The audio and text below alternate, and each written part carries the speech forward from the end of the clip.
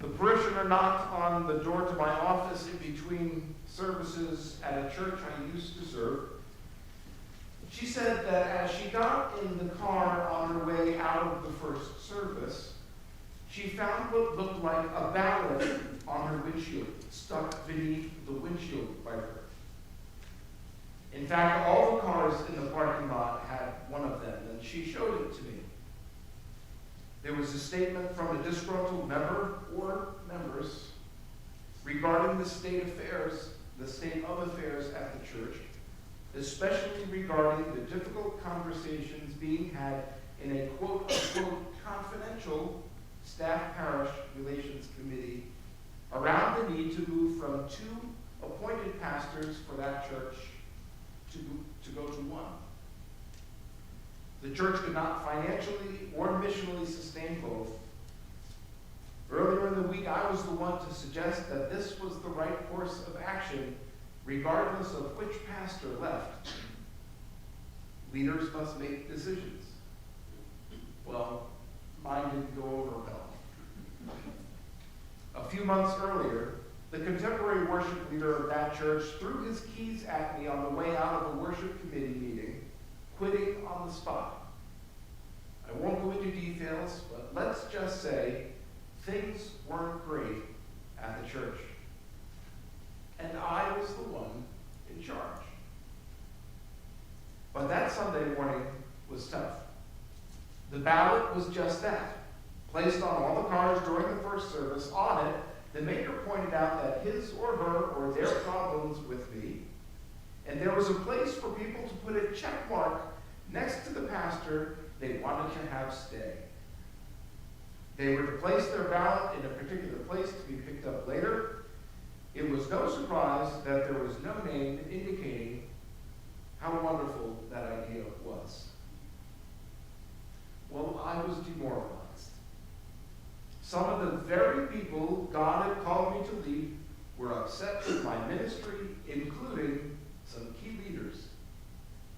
I was asking them to consider something very hard, and after losing a worship leader. Had I not discerned the next steps correctly? Did I not leverage my pastoral oversight well? Was I even right about the assumptions I made in how to best lead this congregation forward? What did I miss? Why didn't these mad, unidentified people come and talk to me? And a litany of other questions flooded into my mind and heart, and I began to spiral. Had I let too many people down?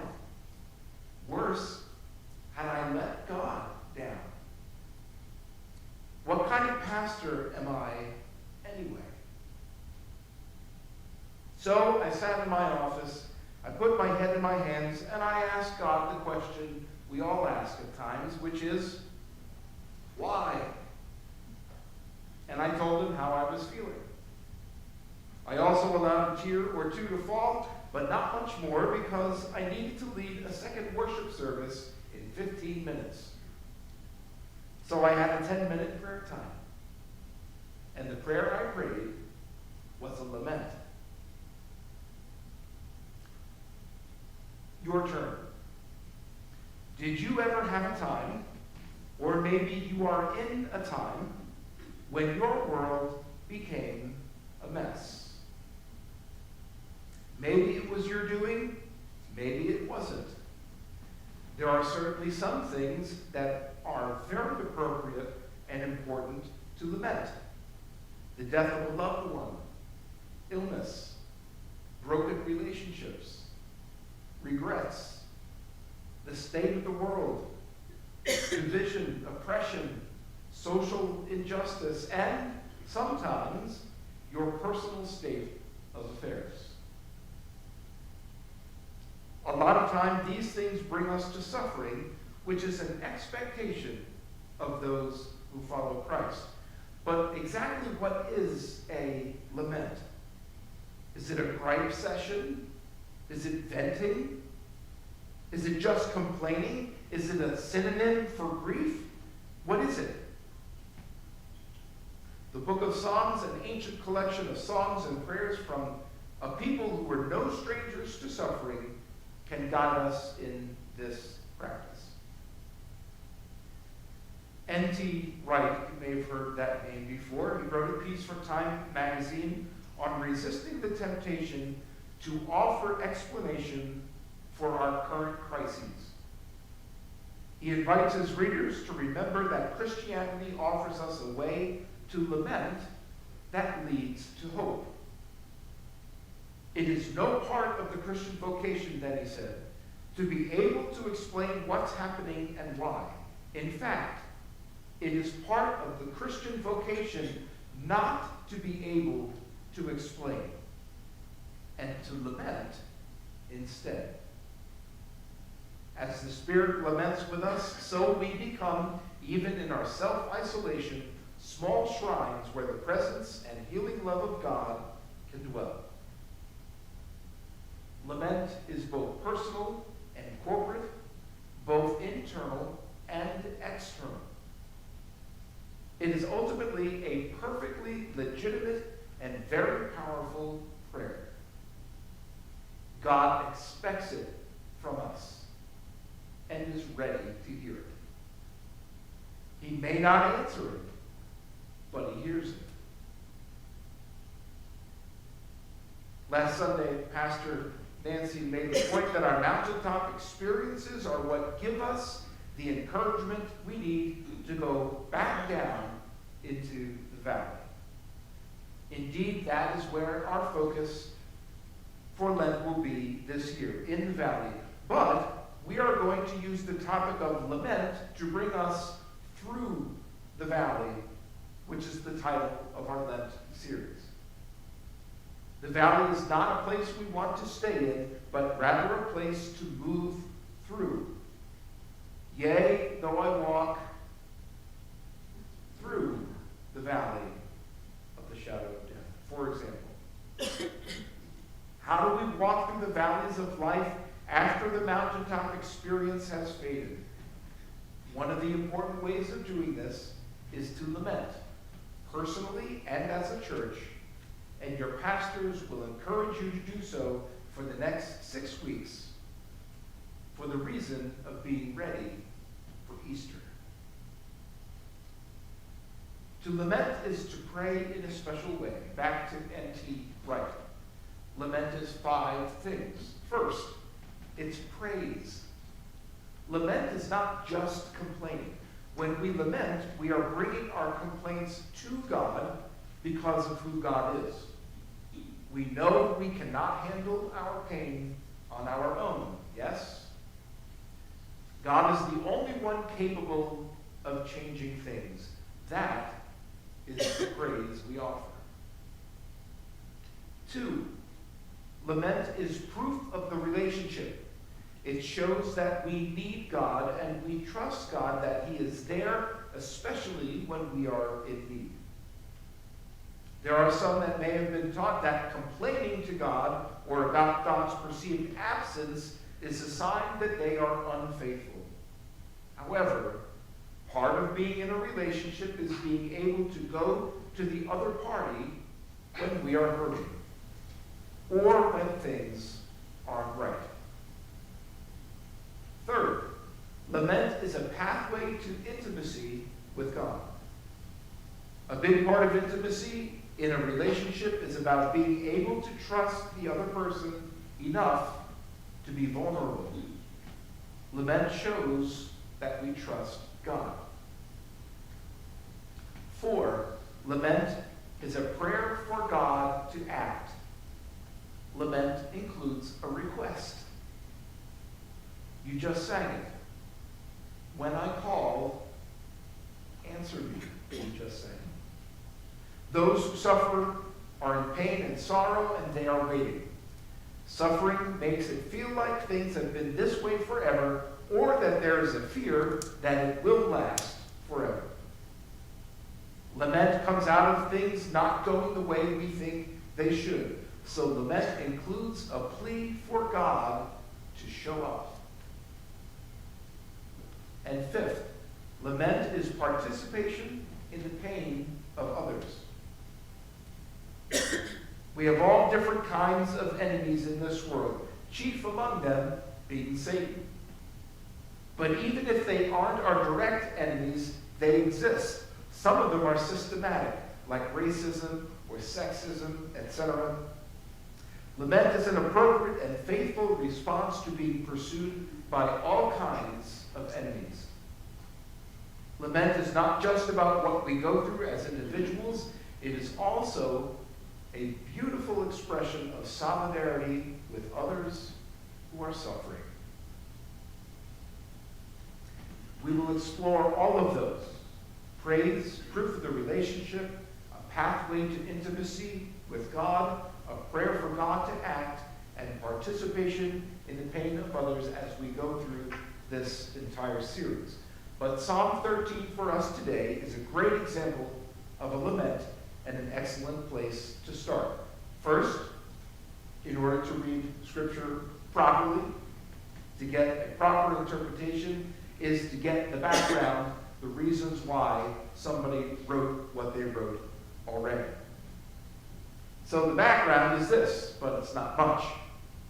The psalm is written by King David, but we don't really know why.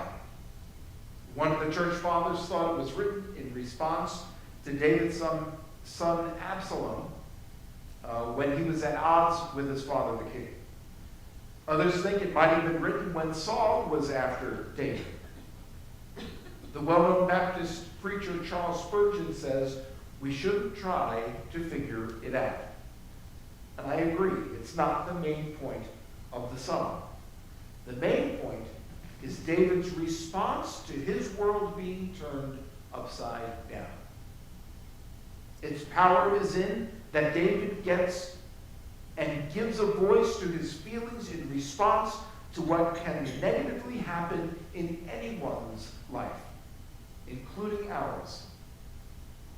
Psalm 13 is the shortest psalm of lament in the Bible. David shows us how to do it. There is no answer given to his cries, but he validates the questioning prayers we might pray, like why, how long, when, and it also states what many of us have commanded of God from time to time. God, answer me. At the same time, David offers his praise. We can praise and have negative feelings all at once. Did you know that? They're not mutually exclusive. We don't need to hide our feelings from God. It's not good to hide your feelings anyway. We've all been told that. Especially those powerful ones of grief, pain, anguish, and suffering. But at the same moment, we can share them as we trust in God's promises. They don't cancel out one another. They can and do coexist. God can handle all that even when we cannot. David expresses his vulnerability. David is hurting, and sometimes we are too. There is some permission and modeling in this psalm about how we might be able to grieve more honestly. There's a sense of impatience in this psalm as well. Praying our prayer of lament does not necessarily mean God will show up in the way and in the time we want. But it does mean God can handle our desperation and our requests. I asked this question during our Ash Wednesday service, but I'll ask it again this morning. And I would count on hearing this question every Sunday. What is your lament? What is your prayer of sadness or pain or hurt or loss or anger or grief? On Ash Wednesday, we talked about lamenting our sin, admitting it and allowing grace to take its place. As you walk through the valley, there will be other things to lament personally and as a church. Though God is with you, it may not feel like it, and that's okay. It's not a lack of faith. What is less faithful is if we can't show it, if we can't speak it, we can't give it a name, and then give it to God as a lament. There is no expected outcome. Maybe you don't even get any question answered. We will still ask God questions like why and how long and when. Maybe nothing will change, but maybe you will. I did. Turns out that the church I served was better served by a different worship leader. It even brought some unity back into the split congregation. The missional decision to go to one pastor was also the right thing to do in that instance. I didn't figure out who the party of opposition to progress was, but I think they left the church, and the church became more unified. God uses everything according to his good purpose. Nothing is wasted. But here's the much more important fact, far beyond what the outcome of that situation was for me. Even if it didn't generally work out well, my lament helped me to have greater confidence and trust in God. My 10-minute prayer made me understand once again that God is fully in charge, even if there aren't any answers. And my faith grew. My faith grew in God, in my calling, in myself, and in the church. Some of you are facing pretty big stuff. Some of you are really hurting today, even if nobody else knows it. Some of you are barely hanging on.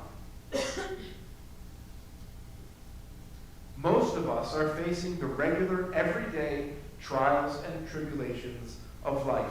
But all of us feel the weight of life at times, no matter who put it there for you to carry, even if you did. There may not be good answers to those issues and feelings you have, if any. It's very possible God won't give you any either to help you grow in your faith. Did you hear that? I'm going to say that one more time. It's very possible God won't give you answers either for the reason of you growing in your faith. So starting today, give yourself permission to lament to God. Sometimes we want to get through uncomfortable, negative feelings quickly, but grief can sneak up on us months or even years later. That's okay. Everyone grieves differently. As you give yourself permission to lament, and when you recognize that other people are in a season of lament, give them the grace and space to do so in their own way. God does not prevent us from enduring hardship or tragedy. In John 16:33, Jesus says, "In this world you will have," anybody know? Trouble. Let me say it again. Jesus said, "In this world you will have trouble. But take heart. I have overcome the world." Being a Christian doesn't mean we will avoid tragedy, but Jesus gives us hope that tragedy and death will not have the final word. As you lift your lament while you walk through the valley, remember this: God loves you. God hears you. God knows your need, even if you can't tell. even if he doesn't answer in the moment, if he does at all. Say what you need to say. Pray what you want him to hear. And lament. God can handle it. And please don't ever forget that God is with you. And he proved it through the person and work of Jesus and his life and death and resurrection and eventual